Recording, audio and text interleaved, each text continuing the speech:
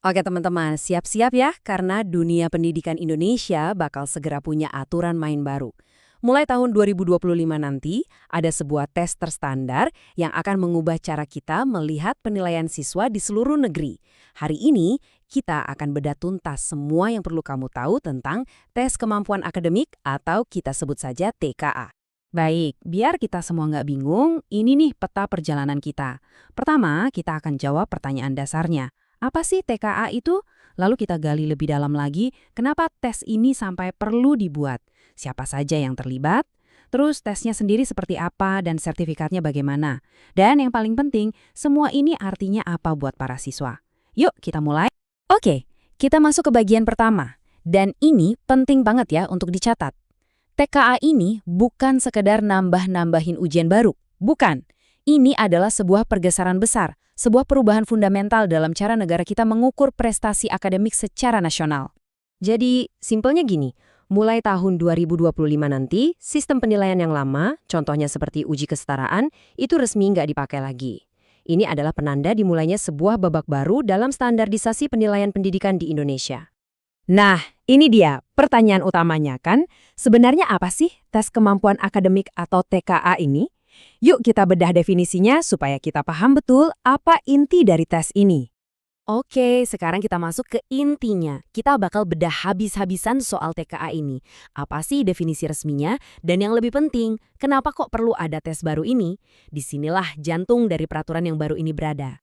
Kalau kita lihat langsung ke aturannya, di pasal 1 itu disebutkan kalau TKA adalah kegiatan pengukuran capaian akademik yang terstandar. Gampangnya gini deh, ini adalah cara pemerintah untuk membuat satu standar yang sama, satu mister ukur yang adil buat semua siswa di seluruh Indonesia untuk mata pelajaran inti.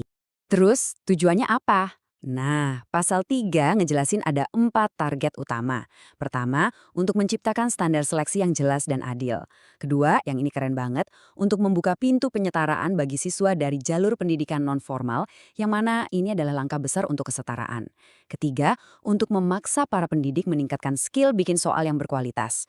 Dan terakhir tentu saja, untuk ngumpulin data akurat demi perbaikan sistem pendidikan kita ke depan. Nah, yang namanya tes berskala nasional, integritas itu harga mati. Pasal 2 menegaskan ada 3 pilar utama TKA. Yang pertama, kejujuran, jelas untuk mencegah segala bentuk kecurangan.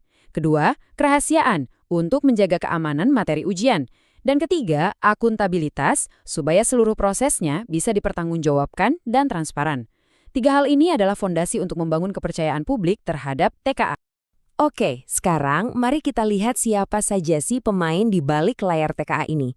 Mulai dari lembaga pemerintah yang jadi penyelenggaranya, sampai tentu saja para siswa yang jadi pesertanya. Pertanyaannya, siapa yang punya hajat besar ini? Siapa yang bertanggung jawab atas pelaksanaannya? Ternyata jawabannya nggak sesederhana itu. Ini tuh kerjaan keroyokan, melibatkan banyak pihak. Jadi gini, tanggung jawabnya itu dibagi-bagi, kayak estafet. Menurut pasal 5 di tingkat pusat, Kementerian Pendidikan Budaya itu yang bikin aturan main, soal utama, dan nanti yang nerbitin sertifikat. Kementerian Agama juga punya peran penting mengordinasikan sekolah-sekolah di bawahnya. Nah, turun lagi ke daerah, pemerintah provinsi tugasnya jaga kualitas untuk level SMA, sementara pemerintah kota atau kabupaten itu yang mengordinasikan untuk level SD dan SMP. Terstruktur banget. Terus, siapa aja yang wajib ikut tes ini? Pasal 8 menjelaskan dengan sangat jelas. TKI ini sasarannya adalah siswa-siswa di tahun terakhir sekolah formal, yaitu kelas 6 SD, 9 SMP, dan 12 SMA atau SMK. Dan ini yang keren. TKI juga merangkul teman-teman dari jalur non-formal seperti paket A, B, dan C, sampai pendidikan informal seperti homeschooling. Tapi ada catatannya ya, siswa dengan hambatan intelektual dikecualikan dari tes ini. Oke. Dari tadi kita ngomongin soal aturan dan penyelenggara, sekarang kita ke bagian yang paling bikin penasaran nih. Apa aja sih yang diuji di TKA? Dan nanti dapatnya apa setelah selesai ujian? Nah, untuk mata pelajarannya, ini beda-beda ya tergantung jenjangnya. Coba kita lihat.